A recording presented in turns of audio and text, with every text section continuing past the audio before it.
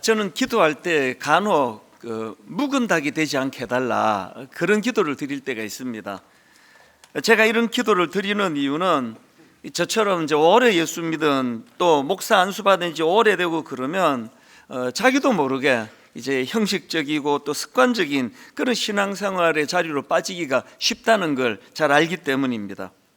그리고 또 이 묵은 닭이 갖고 있는 증상 중에 하나는 자기 고집이 강해지는 거거든요.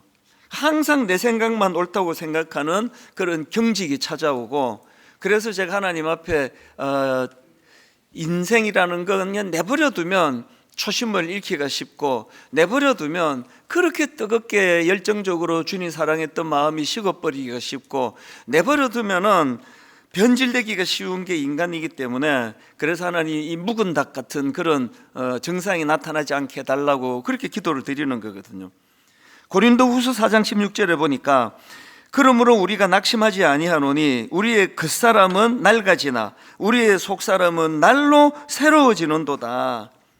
사실 그 교회에 우리 어른들을 이렇게 뵈면은 참 어떻게 이렇게 연세가 저렇게 드신 권사님이 어떻게 저런 그 소녀와 같은 그런 순수하고 또 부드러운 그런 성품이나 모습을 보여주실 수 있나, 또 소년 같은 그런 또 연세가 좀 드신 어른들을 뵈면 존경이 저절로 가는 거거든요. 이게 그냥 생긴 게 아니고요. 고린도후서 4장 16절 다시 읽어드릴까요? 그러므로 우리가 낙심하지 아니하노니 우리의 겉사람은 낡아지나 우리의 속사람은 날로 새로워지는도다. 이 은혜를 계속 구하는 그런 분들에게서 이 묵은 닭이라고 하는 이런 굳어져 버리는 이런 일들이 잘 안 일어난다. 그래서 우리가 이제 이런 부분을 오늘 좀 살펴보기를 원합니다. 성경에 보면은 이 믿음과 인격의 깊이가 날로 깊어지고 또 새로워지는 인물들이 많이 등장을 하고 있습니다. 또 그런가 하면은 묵은 닭들도 또 많이 나와요. 오늘 본문에는 이 묵은 닭이 막 대거 등장을 합니다. 자, 마가복음 7장 1절과 2절입니다. 바리새인들과 또 서기관 중 몇이 예루살렘에서 와서 예수께 모여들었다가 그의 제자 중 몇 사람이 부정한 손, 곧 씻지 아니한 손으로 떡 먹는 것을 보았더라. 이걸 본 바리새인들과 서기관들이 예수님께 항의성 질문을 던집니다. 5절입니다. 이에 바리새인들과 서기관들이 예수께 묻되 어찌하여 당신의 제자들은 장로들의 전통을 준행하지 아니하고 부정한 손으로 떡을 먹나이까? 여기 나오는 장로들의 전통이라는 것은 그 하나님이 주신 말씀이 아니에요. 율법이 아니고요. 그 구전으로 내려오는, 어떻게 하면 이 율법을 잘 지킬 수 있을까, 그런 좋은 마음으로 또 애쓰고 몸부림치면서 그 과정에서 나온 어떤 규례나 관습, 이게 장로들의 전통입니다. 예를 들면 이런 거죠. 저는 어릴 때 굉장히 엄격한 그런 교단과 교회에서 자랐기 때문에 이 주일 성수도 막 굉장히 강조를 했습니다. 그래서 주일날 돈 쓰지 마라, 돈 쓰면 안 된다. 그래서 한 30-40분 되는 교회를 걸어서 다녔고요. 그리고 또 주일날 공부하면 안 된다. 제 청소년 시기에 유일했던 참 교회가 준 혜택이었습니다. 잔소리 안 듣고 대놓고 쉴 수 있는 하루, 그게 저에게 주일이었거든요. 이거는요, 성경에서 하나님이 명하신 게 아니고 어떻게 해서든 주일을 더 잘 지키고자 하는 그 교단과 교회가 만든, 이게 바로 이제 장로의 전통이 이런 거라는 거거든요. 그래서 뭐 지금 생각하면은 이제 저녁 예배 같은 것도 돈 쓰면 안 되니까 이제 굶고 저녁 7시 예배를 들어가는데 그게 그렇게 힘들었거든요.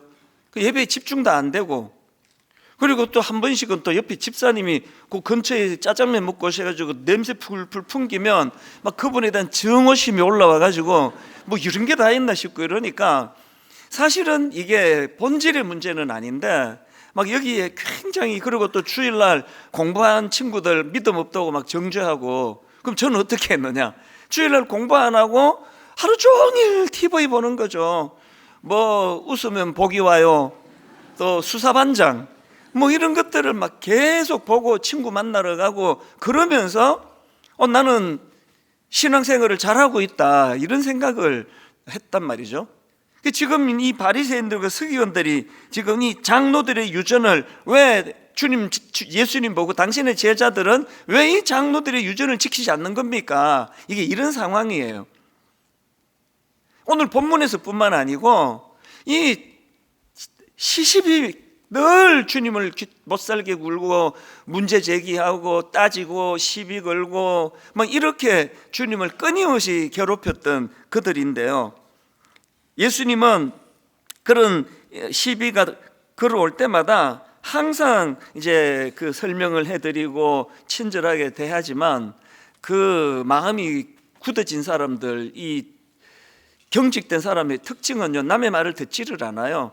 주님이 상황을 잘 설명하면 어떻게 하면 저 예수를 죽일까, 이런 악한 생각을 가지고 있는 거. 그래서 이게 바로 이제 제가 하나님 앞에 기도하는 내용입니다. 아버지, 제가 생각이 경직이 되고 고집이 세지고 항상 내 생각만 옳은 것처럼, 그래서 이런 굳어진 묵은 닭 같은 그런 목사가 되지 않기를 원합니다. 이런 기도를 드리는 이유가 여기에 있는 거죠. 그래서 오늘 본문에도 보면은 이제 예수님께서 지금 그들이 뭐가 문제인지에 대해서 주님이 지적해 주시는 그런 내용이 나오는데요, 보니까 대략 이제 주님이 이런 부류의 사람들, 바리새인들과 서기관들, 생각이 굳어 있고 항상 자기 생각만 옳고, 이런 사람들에 대한 문제점을 한 3가지 정도로 지적을 해 주시는 걸 볼 수 있습니다. 그들이 가진 첫 번째 문제가 뭐냐, 그 신앙의 기준이 잘못됐다는 겁니다. 이 잘못된 신앙 기준. 예수님이 이렇게 말씀하십니다. 자, 본문 마가복음 7장 8절입니다. 너희가 하나님의 계명은 버리고 사람의 전통을 지키느니라. 또 9절, 또 이르시되 너희 전통을 지키려고 하나님의 계명을 잘 저버리는도다. 앞에서도 말씀드렸지만 이 장로들의 전통은 하나님이 주신 율법이 아니에요. 그러니까 제가 지금 주일날 저녁을 가서 짜장면을 사 먹고 예배를 드리느냐, 그냥 드리느냐보다 더 본질적인 건 예배를 잘 드리는 거거든요. 마음이 거기에 집중하는, 이게 중요한 거거든요. 공부를 하고 안 하고 이것보다 더 중요한 건 어쨌든 주일을 구별하여 주님의 날로 드리는 게, 이게 중요한데, 이 장로들이 전통만 지키는 걸 믿음이라 생각하니까 예배도 그냥 건성건성으로 드리고 하루 종일 TV 보고 친구랑 놀러 다니고 이러면서 나는 신앙생활을 잘한다, 그런 생각을 했던 철없던 저의 어린 시절이 지금 여기 나와 있는 그 신앙의 기준이 잘못된 바리새인들과 서기관들의 모습이라는 겁니다. 그런가 하면 이들이 가진 두 번째 문제점이 뭐냐 하면은, 이렇게 인간이 만든 전통을 지키려고 하나님의 말씀에 집중하지 않는 이런 사람들이 필연적으로 가지게 되는 문제점인데요, 그로 인해서 형식적인 신앙생활이 되는, 형식적인 신앙생활. 그 첫 번째 문제점인 하나님의 계명은 버리고 사람의 전통만 지키던 그들의 잘못된 신앙생활, 이 잘못된 신앙 기준이 바로 이런 형식적인 신앙생활에 빠지게 100% 그렇게 빠지게 돼 있거든요. 이 부분에 대해서도 예수님이 꾸짖으시는데, 자, 마가복음 7장 6절입니다. 이르시되 이사야가 너희 외식하는 자에 대하여 잘 예언하였도다. 기록하였으되 이 백성이 입술로는 나를 공경하되 마음은 내게서 멀도다. 지금 너희 외식하는 자 할 때 이 외식을 제가 국어사전을 찾아보니까 겉만 보기 좋게 꾸미어 드러냄, 이게 외식이래요. 인간이 만든 그 사람의 전통만 지키려고 하다 보면은 이런 외식에 빠질 수밖에 없는 거거든요. 왜? 하나님은 중심을 보시는데 사람은 껍데기만 보니까요. 그래서 이제 마태복음 6장에도 보면은 예수님이 이런 지적을 하십니다. 6장 5절. 또 너희가 기도할 때에 외식하는 자와 같이 되지 말라. 저희는 사람에게 보이려고 회당과 큰 거리 어귀에 서서 기도하기를 좋아하느니라. 또 마태복음 23장 5절에도 나옵니다. 너희의 모든 행위를 사람에게 보이고자 하나니. 또 요한복음 12장 43절. 저희는 사람의 영광을 하나님의 영광보다 더 사랑하였느니라. 그 신앙의 기준이 잘못됐다 보니까 항상 눈에 보이는 사람들에게만 인정받으면, 사람들에게만 칭찬받으면 된다. 이런 것들이 신앙생활에서 이제 굉장히 이게 해로운 것이다, 그 얘기거든요.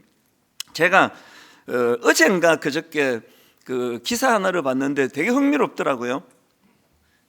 무슨 조사를 했는가 하니까요, 사람이 이제 화장실을 다녀와서 손을 씻는지 안 씻는지 이제 이거에 대한 조사를 한 겁니다. 그랬더니 이제 딱 이제 A 그룹하고 B 그룹으로 나누어 가지고 조사를 했더니, 이게 A 그룹 사람들은 화장실을 다녀오면서 손 씻는 사람이 무려 77%나 되는데, B 그룹은 39%만 손을 씻는 결과가 나왔다는 겁니다. 그 이상하잖아요. 제가 지금 여기 절반은 A 그룹이시고 여기는 B 그룹이시면 이 지저분하고 손 안 씻는 사람은 이쪽에만 몰려 있는 게 아니잖아요.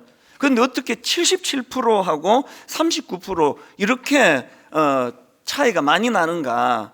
이 A 그룹과 B 그룹이 갈라지게 되는 요인이 뭔가? 정답이 뭔 것 같으세요? 타인의 시선이라는 거예요.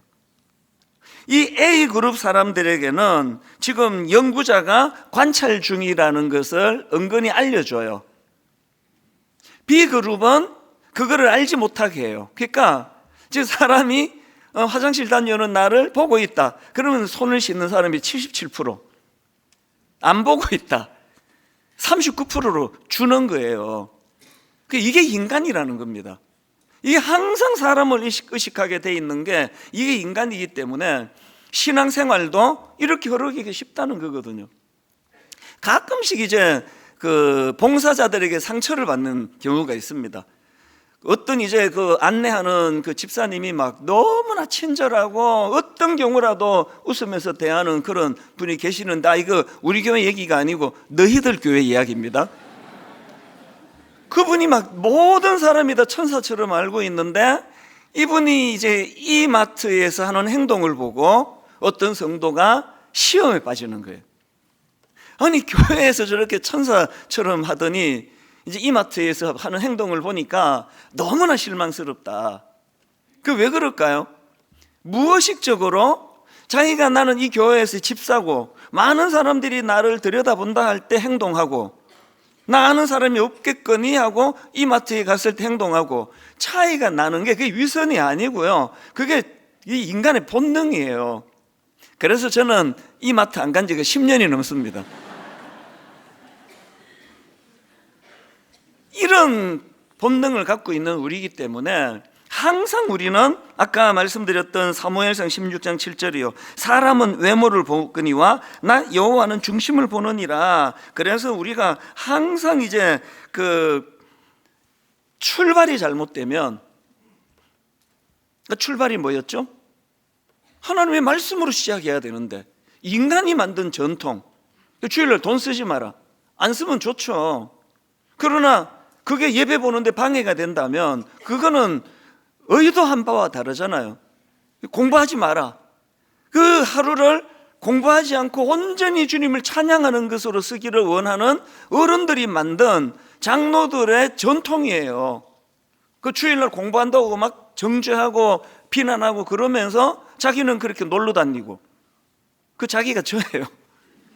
이런 모순된 생각에 빠지지 않기 위해서는 출발이 항상 하나님 말씀으로, 장로들의 전통, 인간이 만든 그 어떤 그런 규율, 규범 이런 것으로서가 아니라 하나님 말씀으로 시작해야 되고, 그런가 하면은 우리는 항상 중심을 보시는 하나님을 두려워하고 그분 의식하는 신앙생활, 이 바리새인들과 서기관들이 이런 부분에서 어리석은 행동을 보였다.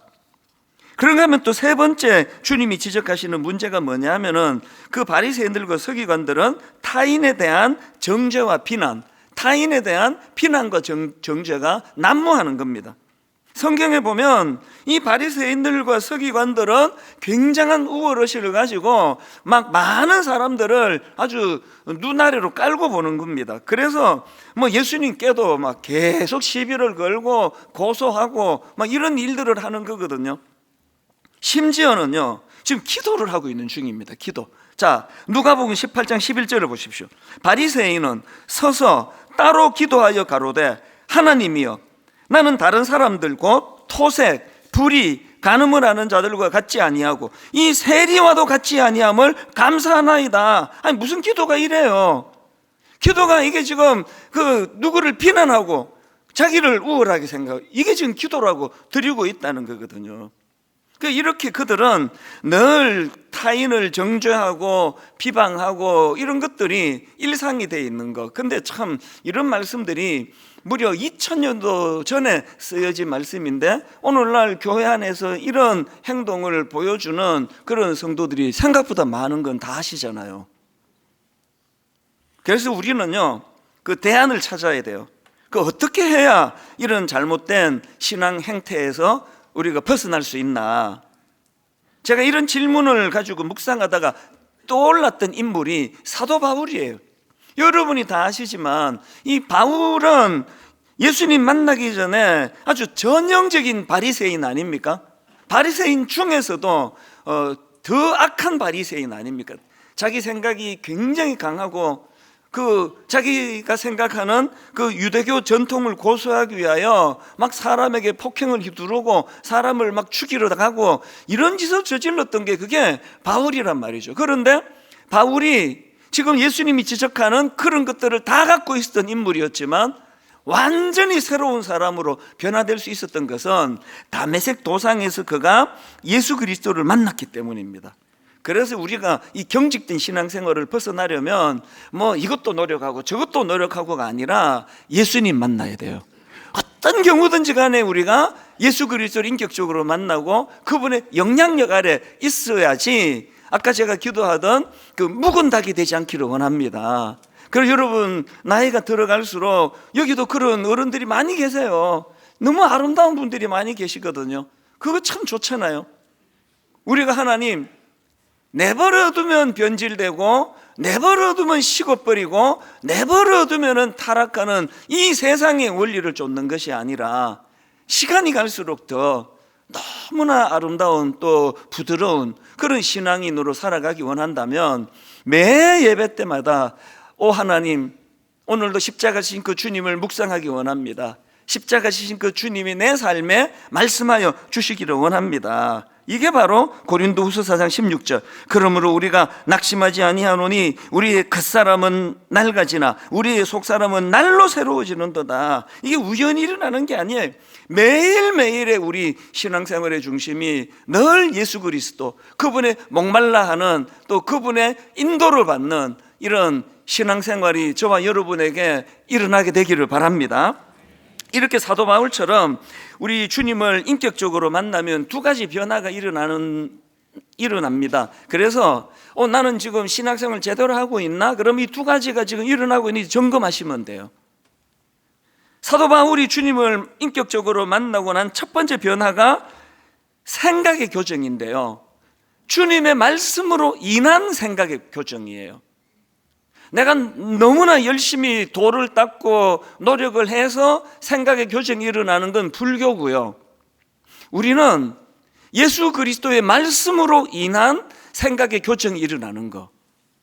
자, 마가복음 7장 13절 14절을 보십시오. 주님이 말씀하십니다. 너희가 전한 전통으로 하나님의 말씀을 폐하며 또 이 같은 일을 많이 행하느니라 하시고, 그 다음 14절이 중요합니다. 무리를 다시 불러 이르시되 너희는 다 내 말을 듣고 깨달으라. 여러분 이게 원래 13절까지 한 단락을 끊어야 되는데요, 제가 이걸 14절을 더 느린 거예요. 왜? 오늘 이 말씀의 마무리가 이렇게 되기를 원해요. 너희는 다 내 말을 듣고 깨달으라. 제 목회의 맨 마무리가 이런 말씀으로 끝나기 원해요. 이찬수 목사, 네가 부족했지만 그래도 너는 예수 그리스도의 말씀에 항상 그 말씀에 민감하고 그 말씀을 듣고 깨달으려고 애썼던 목사였다. 난 그런 평가를 좀 듣고 싶은 거거든요. 우리 인생의 마지막이 될 때 김 집사 혹은 박 권사 또 무슨 장로, 너 내가 보기에 너희는 다 내 말을 듣고 깨달으라 이 말씀대로 살려고 애를 썼고 이 말씀이 들려질 때 항상 너의 굳은 생각을 교정하려고 애쓴 거 내가 다 안다. 이런 직분자가 된다면 얼마나 좋겠습니까? 우리가 바리새인들과 서기관들과 같은 이런 어리석은 자리에 빠져서 묵은 닭 같은 인생이 되지 않기 위해서는 항상 우리는 인식해야 돼요. 내 생각은 언제든지 틀릴 수 있다. 이건 분명히 내가 봤습니다. 그건 내 두 눈 부릅뜨고 봤습니다 해도 잘못 볼 수 있는 게 인간이라는 걸, 그래야 그 자리에 주님의 말씀이 들어올 수가 있는 거거든요.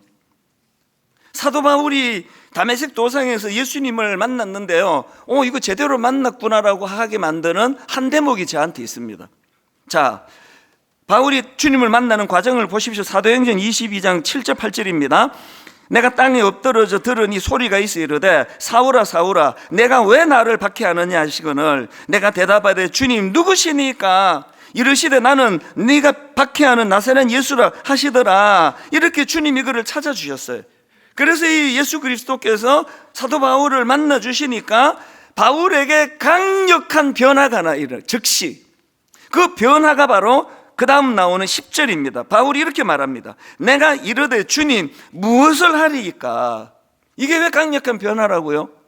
주님 만나기 전에 바울은 자기 생각이 항상 옳아요. 생각할 것도 없습니다. 뭘 물어요? 내 생각이 옳은데, 내가 늘 내 하던 대로 하면 되는데. 그렇게 살았던 바울이 예수 그리스도를 만나고 강력한 변화가 일어났는데, 주님 무엇을 하오리까? 질문이 나왔습니다. 교회 안에요, 주님을 만난 것 같은데 사실은 아닌 경우들이 종종 있습니다. 뭘 보고 아는지 아십니까? 질문이 없어요. 이렇게 말하는 거죠. 주님, 제가 이전에는 잘 몰라가지고 내가 주님을 참 아프시게 잘못 행동했다면 이제는 제가 저렇게 해서 주님께 꼭 내가 시원케 드리겠습니다. 자기가 결정하는 거거든요. 그게 주님을 더 힘들게 만드는 거예요. 질문해야 돼요. 무엇을 하오리이까? 주님 무엇을 하리이까? 스캇 솔즈 목사님이 쓴 세상이 기다리는 기독교라는 책이 있는데, 이 책에 보면은 참 이런 비아냥거리는 글이 나와요. 자, 내용을 한번 들어보십시오. 샌프란시스코의 저널리스트 허브 케언이 이런 말을 했다. 자, 무슨 말을 하는지 들어보세요. 거듭난 크리스찬들의 문제점은 두 번째 생에서는 더 큰 골칫거리가 된다는 점이다. 뭘 비아냥거리는지 아시겠죠?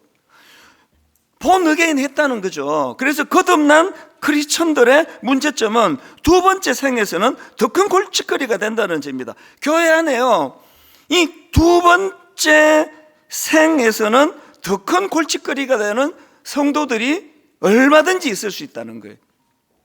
이분이 은혜 받기 전에, 주님 만나기 전에 교회 밖에서 교회를 핍박할 때는 교회를 어떻게 하겠냐고요. 그분이 교회에 들어와서 변하질 않아요. 그리고 자기 생각대로 해요. 이게 하나님 뜻이라고, 난 틀린 적이 없다고. 그 교회 안에 이런 변화되지 않은 직분자들 때문에 교회가 굉장히 어려움을 겪을 때가 많습니다. 그런 사람이 목사가 되면 진짜 힘든 거죠. 그런 사람이 저가 아니기를 바라는 거거든요. 그럼 어떻게 해야 돼요? 물어야 되는 거죠. 아무리 내 생각에 이렇게 하는 게 옳다 하더라도 주님 무엇을 하오리이까? 주님 무엇을 하오리이까? 마하트마 간디가 했다는 말도 참 마음이 아파요. 이런 말을 했대네요. 그리스도는 좋지만, 예수는 좋지만 크리스천들은 싫다. 크리스천들은 그리스도를 너무 안 닮았다. 이것도 참 뼈아픈 지적 아니겠습니까? 그래서 우리는 항상 말씀으로, 장로의 전통 아닙니다. 주님의 말씀으로 내 생각이 교정돼야 돼요. 지난 2월 달에 제가 3주간의 미국 집회를 잘 마치고 이제 뉴욕 공항을 통해서 귀국을 했는데요, 그 공항에서 참 우프다 그러잖아요. 저 되게 좀 독특한 경험을 하나 했습니다. 그 기간 동안에 이제 막 굉장히 머리가 좀 아프고 복잡하고 막 아주 굉장히 혼란스러운 그런 일을 제가 좀 겪고 굉장히 혼란스러웠는데, 또 이 3주 스케줄이 너무 무리였어요. 그래서 3군데나 바로 이제 부흥회를 인도하고, 그래서 이제 너무 지친 상태로 공항에 와서 이제 티켓을 다 하고, 그 아내랑 같이 갔는데요, 제 아내도 컨디션이 별로 안 좋았습니다. 저도 또 허리가 안 좋고, 그래서 이 3등석을 비즈니스석으로 이게 이제 마일리지랑 이렇게 바꿀 수 있을까? 그런 생각을 했습니다. 그래서 이제 저 데스크에 가서, 프론트에 가서 이제 제 마일리지를 한번 체크해 봐 주셔서 이걸로 이제 그 비즈니스석으로 좀 옮길 수 있는지를 알아봐 달라 그랬더니 한참을 뭐 뒤지더라고요. 그러더니 이제 가족을 전체 다 합쳐가지고 4만 마일 남았대요. 그럼 티켓 한 장이래요.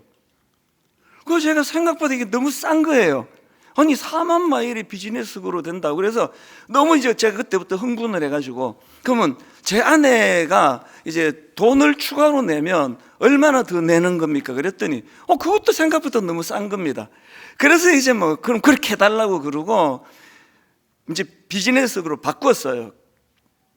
그때부터 기분이 확 살아나더니 아마 우울한 거 다 없어지고, 그래서 이제 제 아내하고 같이 이제, 저는 원래 그 항공사를 주로 이용하다 보니까 이제 프리미엄 고객이라고요. 3등석을 끊어도 2등석 끊은 사람들의 휴게실을 이용하게 돼 있습니다, 저는. 그런데 그날 제가 2등석을 끊었으니까 이제 1등석 휴게실을 주는 거 처음 가봤어요. 막 하여튼 그래서 막 제 아내하고 저하고 막 너무 막 이 촌놈 분당에서 온 두 사람이 좋아가지고 막 음식도 먹고 쉬고 막 발도 뻗고 그렇게 쉬었는데 시간이 너무 빨리 지나갔습니다. 근데 너무 아쉬웠어요. 그래서 이제 짐을 들고 이제 비행기로 들어가는데, 그 안내하는 분이 이렇게 안내하는 겁니다. 한 사람은 1위로 가시고 한 사람은 3등석으로 가려는 거예요.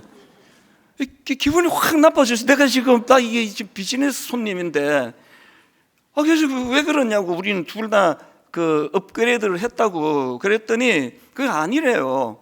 그 한 사람은 1위로 가라 그러는데 여기서 말 들으면 우린 끝이다. 그래서 이제 막 지금 생각하면 창피해 죽겠어요. 막 계속 사람들 들어가는데 막 버티고 그냥 들어가지도 않고 우기고, 이거 아니라고, 둘 다 비즈니스이라고 막 그렇게 버티니까 골치 아프잖아요. 그랬더니 그 카운트에 있는 그 사람이 또 막 헐레벌떡 왔어요.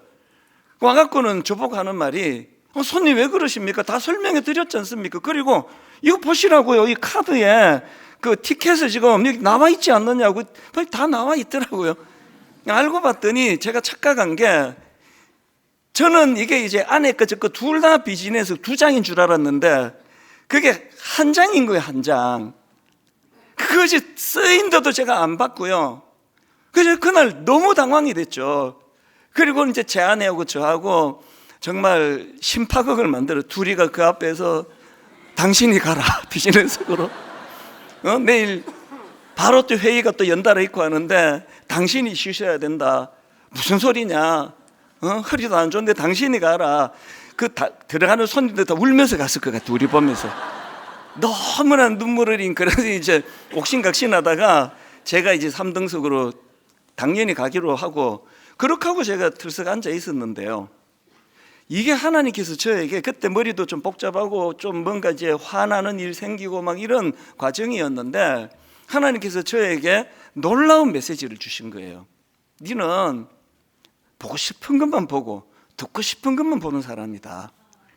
카드에 다 쓰여 있었더라고요. 그래서 나는 우리 부부가 다 비즈니스로 간다는 이 생각에 보고도 안 보인 거예요. 니 듣고 싶은 것만 듣는 거 아니냐. 우리 집사람이 엄청 기분 나쁜 말을 해요, 저보고. 미국 사람하고 대화했네, 그 안내하는 사람이. 한국 사람이거든? 근데 말귀를 못 알아들은 줄 알고 한국말로 소통하고 자료를 보여주면서 소통하고, 그래도 저는 듣고 싶은 걸 들었기 때문에, 그리고 해석도 끝내주게 했어요. 이게 제가 아내한테 설명했어요. 이게 그 비즈니스적 이거 뭐 빈 의자로 가느니 확 막판에 싸게 하나 보다. 우리 다음부터 계속 이거 하자. 막 이렇게 설명하고 해석하고 그랬는데 그게 전부 다 내 자의적인 생각인 거예요. 제가 그날 머리가 좀 복잡하고 힘들고 그런 일이 있었다 그랬잖아요. 다 치료가 됐어요. 이게 항상 나 위주로, 내 생각으로, 내 기준으로, 그 하나님이 강력한 메시지. 그때 혼자서 이제 떨어져 앉아 있는데 그날 하나도 화가 나지 않았고요, 많은 생각에 잠겼습니다. 나는 지금 목회를 무엇을 하오리까 묻고 주님께 물으며 하나? 듣고 싶은 거 듣고 보고 싶은 거 듣고 이런 삶을 내가 지금 살고 있는 건 아닌가? 그것이 저에게 굉장한 교훈이 됐습니다. 오늘 여러분, 항상 주님의 말씀이 들려지고 그 말씀이 경직된 우리 생각을 풀어주는 것이 성숙한 신앙인이라는 사실을 기억하시기를 바랍니다. 두 번째로요, 우리가 주님을 갈망하고 주님과 동행하는 삶을 살게 되면 두 번째 변화가 일어나는데요, 그 타인에 대하여 또 주변 사람들에 대하여 비판하고 정죄하기를 좋아하는 우리가 변화가 일어나요. 비판과 정죄가 아니라 사랑과 긍휼의 마음이 회복이 됩니다. 그 첫 번째 변화가 내 안의 생각의 변화라고 한다면 이 생각의 변화가 타인을 향한 태도를 바꾸어 준다는 사실입니다. 이걸 제가 마태복음 7장으로 한번 설명을 드려볼게요. 예수님이 그 비판하는 사람에 대하여 이런 지적을 하시는 내용이 나오거든요. 자, 마태복음 7장 1절 2절입니다. 비판을 받지 아니하려거든 비판하지 말라. 너희가 비판하는 그 비판으로 너희가 비판을 받을 것이요, 너희가 헤아리는 그 헤아림으로 너희가 헤아림을 받을 것이라. 그러면서 3절 4절에서 이런 설명을 하세요. 어찌하여 형제의 눈 속에 있는 티는 보고 너의 눈 속에 있는 들보는 깨닫지 못하느냐. 보라, 너의 눈 속에 들보가 있는데 어찌하여 형제에게 말하기를 나로 너의 눈 속에 있는 티를 빼게 하라 하겠느냐. 그리고는 대안으로 5절을 주십니다. 5절을 보십시오. 외식하는 자여, 먼저 너의 눈 속에서 들보를 빼어라. 그 후에야 밝히 보고 형제의 눈 속에서 티를 빼리라. 우리는 보통 이거를요, 내 눈에 큼지막한 잘못이 있고 상대방에게 먼지같이 작은 게 있다고 이렇게 해석하는데 그것도 맞아요. 그러나 이게 더 중요한 건요, 내 눈 속에 들보가 있어서 사물을 왜곡해서 보게 된다는 거예요. 내 눈에 먼지 정도가 아니라 큰 들보가 들어있어서, 그래서 여러분들이 뭐 이 사람을 봐도 화가 나고 저 사람을 봐도 기분이 나쁘고 이 교회를 봐도 만족이 안 되고 저 교회를 가봐도 뭐 교회가 다 타락해가지고 똑같아 그러신다면 그게 여러분의 시선의 문제일지 모릅니다. 우리가 은혜를 받으면요, 그래서 말씀으로 주님 앞에 교정을 받으면 내 생각이 교정이 되는데 그 생각의 교정이 들보를 인식하게 돼요. 그게 아까 제가 그 카운트 직원한테 막 소리 지르고 대들고 나 이거 한국 가면 반드시 문제 삼겠다 그러고 막 우기면요, 알아요. 그러면 그래갖고 부부 그냥 가라고 할 거예요. 분명히 그럴 거예요. 안 그런가요? 근데 일절제가 토달지 않았습니다. 사실 그분이 실수했는지 내가 실수했는지 사실 몰라요. 그러나 제가 무조건 사과하고 죄송하다고, 그리고 제가 자리 갔을 때 거기에 들보가 빠진 거거든요. 직원에 대한 원망이 없으니까, 분노가 없으니까 그 메시지가 저에게로 오더라고요. 우리가 비판을 잘하기 좋아하는 인생들 아닙니까, 현대인들이?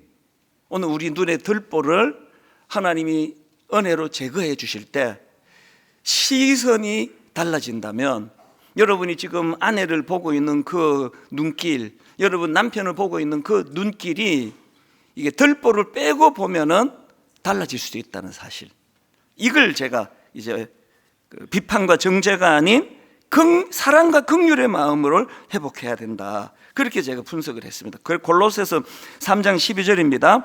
그러므로 너희는 하나님이 택하사 거룩하고 사랑받는 자처럼 긍휼과 자비와 겸손과 온유와 오래 참음을 옷 입고 누가 누구에게 불만이 있거든 서로 용납하여 피차 용서하되. 그 다음 보세요.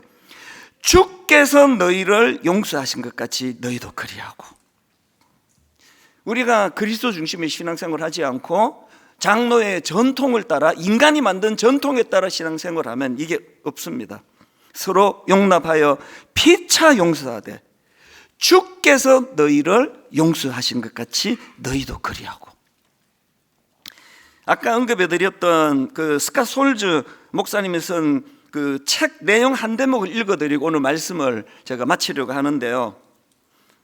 이게 프롤로그인데 프롤로그의 그 소제목이 이렇더라고요. 그들의 눈에 비친 기독교예요. 이게 이제 안 믿는 사람들의 눈으로 본 기독교, 아마 그런 뉘앙스였던 것 같아요. 그 글에 앤 라이스라는 작가가 쓴 글을 인용했는데 이분은 상처받고 교회를 떠난 사람이에요. 자, 내용을 한번 들어보세요. 현재 나는 크리스천이기를 그만두었다. 지금도 여전히 그리스도께는 헌신하고 있지만 크리스천이나 기독교의 일부가 되는 것에는 더 이상 관심이 없다. 다툼과 논쟁을 좋아하고 서로 적대적이어서 욕을 먹어 마땅한 이 집단, 이 교회를 두고 하는 얘기예요. 다툼과 논쟁을 좋아하고 서로 적대적이어서 욕을 먹어 마땅한 이 집단에 속하는 것은 불가능하다고 판단했다. 10년 동안 시도해봤지만 결국 실패했다. 이제 나는 완벽한 아웃사이더이다. 내 양심이 이 집단 안에 머무는 것을 허락하지 않는다. 이게 지금 미국 스캇 솔즈 목사님이 쓴 책이에요. 어쩌면 오늘 우리 대한민국 현실을 이렇게 잘 반영을 했겠냐고요.